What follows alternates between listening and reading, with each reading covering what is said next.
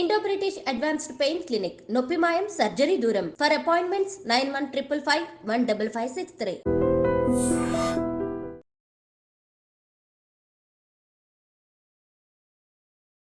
నమస్కారం, welcome to I dream. ధర్మ మార్గం విత్ విచిత కార్యక్రమానికి స్వాగతం. అయితే దత్త జయంతి అని చెప్పి మాట్లాడుకుంటూ ఉంటాము. దత్త జయంతి రోజు గురువులను ఆరాధించాలని కూడా చెప్తూ ఉంటారు. ఎటువంటి గురువులను ఆరాధించాలి? నిజంగా ఆ రోజున గురువుని ఆరాధించాలా? అసలు ఆ రోజున ఎటువంటి విధి విధానాలు ఆచరించాలి? అసలు ఈ దత్త జయంతి నామకరణం జరగటానికి, దత్త జయంతి జరుపుకోవడానికి అసలు రీజన్ ఏంటి? ఇలాంటి మరిన్ని విషయాలు ఇప్పుడు గురుగారితో మాట్లాడి తెలుసుకుందాం. ప్రస్తుతం మనతో పాటు ఉన్నారు ప్రముఖ జ్యోతిష పండితులు నందిబట్ల శ్రీహరి శర్మ గారు. ఇప్పుడు వారితో మాట్లాడేద్దాం. నమస్కారం గురుగారు. వాగర్థ వివ సంపృక్తౌ వాగర్థ ప్రతిపత్తయే జగతః పితరౌ వందే పార్వతీ పరమేశ్వరౌ. సదాశివసమారంభాం శంకరాచార్య మధ్యమాం అస్మదాచార్య పర్యంతం వందే గురుపరంపరాం. ఆదిత్యాయ చ సోమాయ మంగళాయ బుధాయ చ గురుశుక్ర శనిభ్యశ్చ రాహవే కేతవే నమః. శృంగేరి జగద్గురు పీఠాధిపతులకి, కంచి పీఠాధిపతులకి నమస్కారములు తెలియచేసుకుంటూ కార్యక్రమాన్ని ప్రారంభిద్దాం. గురుగారు, దత్త జయంతి, అసలు ఈ దత్త జయంతి అనగానే గురువులను ఆరాధించాలని చెప్పి ప్రతి ఒక్కరికి తెలిసిన విషయమే. అసలు ఎందుకు జరుపుకోవాలి దత్త జయంతి అనేది చాలామందికి తెలియని విషయం. దాని గురించి తెలియచేయండి ముందు. దత్త జయంతి అనగా మనకు పురాణం ప్రకారం చూసుకున్న మార్గశిర శుద్ధ చతుర్దశి రోజున దత్తుడు ఉద్భవించినటువంటి రోజు. ఏ నక్షత్రంలో ఉద్భవించాడు? కృత్తికా నక్షత్రంలో బుధవారం రోజున ఉద్భవించాడు. కానీ గురువు కదా, కాబట్టి పౌర్ణమి రోజున, మార్గశిర శుద్ధ పౌర్ణమి రోజున ఈ యొక్క సంబంధించినటువంటి దత్తాత్రేయ జయంతి జరుపుకోవడం గురు పౌర్ణమిగా చెప్పుకుంటుంటారు. అయితే మనం గమనించుకున్నట్లయితే కార్తీక పౌర్ణమి నుంచి మార్గశిర పౌర్ణమి వరకు ఉండేటువంటి మాసము రోజులు యమదంష్ట్రలు అని అంటారు. అంటే 30 కోరలతో యముడు నోరు తెరుచుకొని కూర్చుంటాడట. అంటే ఆ సమయంలోనే మనుష్యులకి మరణాలు ఎక్కువగా ఉంటాయి. అందుకని కార్తీక పౌర్ణమి నుంచి మార్గశిర పౌర్ణమి వరకు చక్కగా దీపారాధన చేసి, మార్గశిర పౌర్ణమి రోజున మనం దీపావళి రోజున ఏ విధంగానైతే దీపదానము, కార్తీక పౌర్ణమి రోజున దీపదానము ఎలా అయితే చేస్తామో, మార్గశిర పౌర్ణమి రోజున కూడా దీపదానం చేయాలి. ఈ మార్గశిర పౌర్ణమి రోజున ఎవరైతే అగ్ని పురాణాన్ని దానం చేస్తారో అటువంటి వాళ్ళకి వాళ్ళు చేసినటువంటి అన్ని పుణ్య కార్యాల ఫలం ఏదైతే ఉంటుందో అదంతా సంపూర్ణంగా వస్తుందట. అంటే మనం మామూలుగా మన బాడీని కనుక చూసుకున్నట్లయితే ఏదైనా పదార్థం తింటే దాంట్లో 60% ప్రోటీన్ ఫుడ్ మనది వెళ్తుంది, మిగతా 40 వేస్టేజ్ రూపంలో పోతుంది. అలాగే మనం ఏ పని చేసినా అత్యంత భక్తిగా చేసే సత్యకాలం కాదు కదా, కలియుగం కదా, మన మనసు ఎక్కడో ఉంటుంది. చేసిన పూజా ఫలితం కొంత మాత్రమే.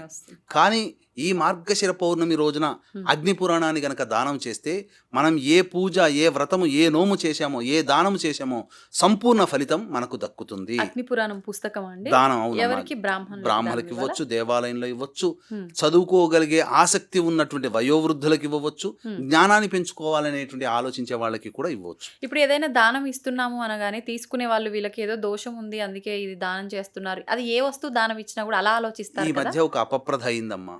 పూర్వకాలంలో అటువంటిది ఏమీ లేదమ్మా. ఇవి చేయడం వల్ల ఏంటంటే ఈ విన్ టు విన్ సిచ్యువేషన్ అంటారు కదా, మీరు బాగుండాలి, నేను బాగుండాలి. దానంలో అంతరార్థం ఏంటి? పాపాలు పోగొట్టుకోవడం కోసం కాదమ్మా, పుణ్యాన్ని సంపాదించుకోవడం కోసం అనే భావన. ఇప్పుడు మనం దానం చేసాం ఒకళ్ళకి, వాళ్ళు కూడా దానం చేస్తారు కదా, మనకు కూడా దానం ఇవ్వవచ్చు, తప్పేమీ లేదు. అది పుణ్యాన్ని సంపాదించుకోవడానికే తప్ప దోషాన్ని పోగొట్టుకోవడానికి చేసేది దానము కాదు. దానం అంటే అర్థం పుణ్యం సంపాదించుకోవడం, అంతవరకే అని గ్రహించాలి వీక్షించేటువంటి ఐ డ్రీమ్ ప్రేక్షకులు. ఇక దత్త జయంతి రోజున దత్త ఉత్పత్తి తెలుసుకోవడం చాలా ప్రాముఖ్యత. అయితే ఒకనాడు నారదుడు విష్ణువుని బాగా స్తుతించి విష్ణు యొక్క అనుగ్రహాన్ని పొందుతాడు.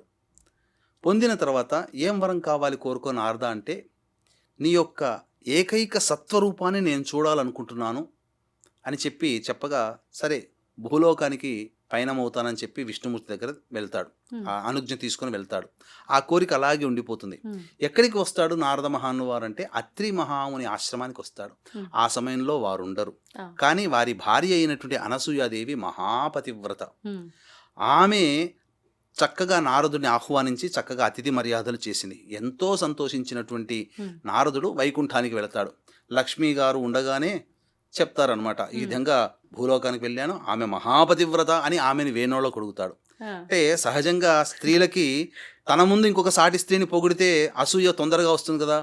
లక్ష్మి కూడా అలాగే ఉండి అంత గొప్ప పతివ్రతన అయితే నా భర్తను పంపుతాను, పరీక్షిస్తాను అని చెప్తుంది. అంతటి వెంబడే కైలాసానికి వెళ్తాడు, ఇదే విధంగా చెప్తాడు.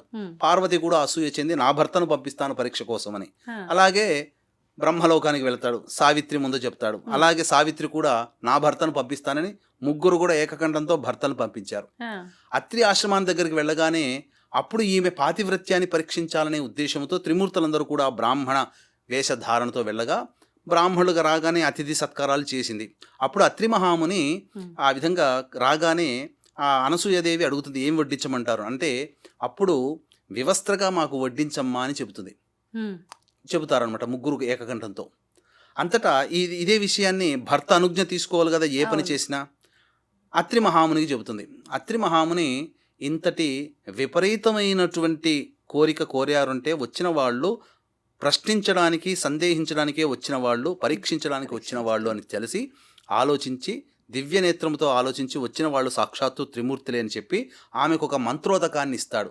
ఆ మంత్రోదకాన్ని ఇచ్చి అప్పుడు చల్లగానే పసి బాలురులాగా మారిపోయారు ముగ్గురు కూడా. ఆ ముగ్గురికి కూడా తన స్తన్యం ఇచ్చింది, చక్కగా ఆ పాలని అందించింది. ఆ విధంగా ముగ్గురు పిల్లల్ని ఆటలాడించుకున్నది. తదనంతరం ఈ దృశ్యాన్నంతా కూడాను చూసినటువంటి నారద మహాముని వారు లక్ష్మీ పార్వతి సావిత్రులకు ముగ్గురికి చేరవేశారు. అయ్యో మా భర్తలు ఏమైపోయారని చెప్పి మాకు ఆ ఆశ్రమాన్ని చూపించమనగా భూలోకానికి వచ్చి అగో అదే ఆశ్రమాన్ని చూపించగా ఆ అనసూయ మహాదేవి పతివ్రతని శంకించాము, మాకు ఈ యొక్క ప్రాప్తి కలగాల్సిందే, శాస్తి జరగాల్సిందే, అనుజ్ఞ ఇవ్వమ్మా, మళ్ళీ మా భర్తలు మాకు ప్రసాదించమ్మా అని చెప్పి వేణోళ్ళ వేడుకుంటారు. వేడుకొనగానే మళ్ళీ అత్రమహాముని మళ్ళీ మంత్రోదకం ఇచ్చి ఆ అనసూయ చేతికి ఇవ్వగానే అనసూయ మంత్రోదకం చల్లగానే మళ్ళీ త్రిమూర్తులు ప్రత్యక్షమవుతారు. తరువాత అప్పుడు ఇంతటి పాతివ్రత్య కలిగినటువంటి మహాతల్లి మీకేం వరం కావాలి కోరుకోని అన్నప్పుడు అప్పుడు అత్రి మహాముని ఏం కోరుకుంటాడనంటే ఈ సంబంధించినటువంటి 3 రూపాలు కలిగినటువంటి రూపంగా నాకు కావాలి, సంతానం కావాలి, ముగ్గురు సంతానంగా కావాలి అని అనుకుంటారు. ఒకే రూపంతో కూడిన మీ ముగ్గురు నాకు సంతానంగా జన్మించాలి అని చెప్పి. అంతటా విష్ణు అంశ సంభూతముతో ఈ దత్తాత్రేయుల వారు, అలాగే శివాంశ సంభూతముతో దూర్వాస మహాముని, బ్రహ్మాంశ సంభూతముతో చంద్రుడు అని అంటారు.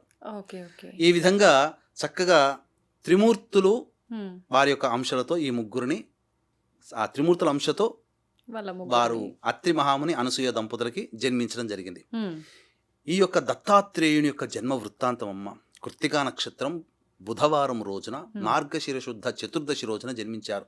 కృత్తికా నక్షత్రం అంటే భయపడతారు, అగ్ని నక్షత్రం అని, కానీ ఎంత గొప్ప నక్షత్రము, ఈ జగత్తుకే గురువు. కానీ చాలామంది కలియుగంలో ఒక 1960 సంవత్సరం అనగా ఈ నార్త్ ఇండియాలో ఈ ఒక వర్గం డామినేషన్ పడిపోతుందనే భయంతో ఆ వర్గాన్ని పెంచి పోషించే విధంగా బాబా మందిరం వెళ్ళగానే నాకు అద్భుతంగా జీవితం కలిసి వచ్చిందని చెప్పి సినిమాల ద్వారా పాటల ద్వారా రకరకాలైనటువంటి విన్యాసాలతో లేని మహిమను బాబాలకి రావడం. ఇప్పుడు ఈ మధ్య ఎక్కడ చూసినా గురు పూజ అంటే కేవలం బాబా మందిరాల చుట్టూ తిరగడం, బాబాల చుట్టూ తిరగడం, బాబాల దగ్గర ఆశ్రమాలకు వెళ్ళి భజనలు చేయడం, కీర్తనలు పాడడం.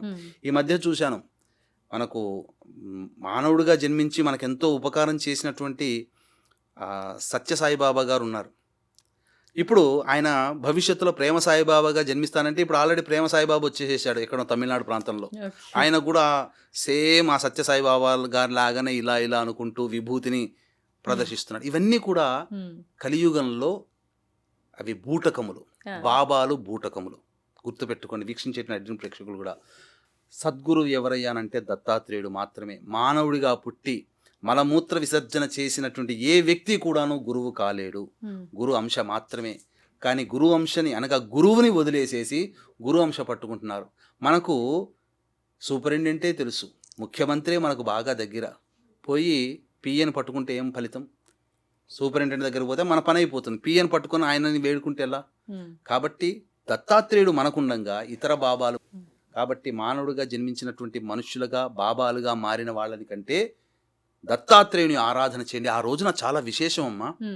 ఏకబిగిన మార్గశిర పౌర్ణమి రోజున ఎవరైతే సూర్యోదయ పూర్వము లేచి చక్కగా స్నానకృత్యాదులు తీర్చుకొని సూర్యాస్తమయం లోపల దత్తపారాయణం చేసి ఈశ్వర దేవాలయానికి కానీ విష్ణు దేవాలయానికి కానీ వెళ్ళి ఆ స్వామివారికి అర్చనాభిషేకాదులు జరిపించుకొని నక్షత్రాన్ని చూసి చంద్రుని చూసి ఎవరైతే భోజనం చేస్తారో వారికి సంపూర్ణమైనటువంటి గురు అనుగ్రహం కలుగుతుంది.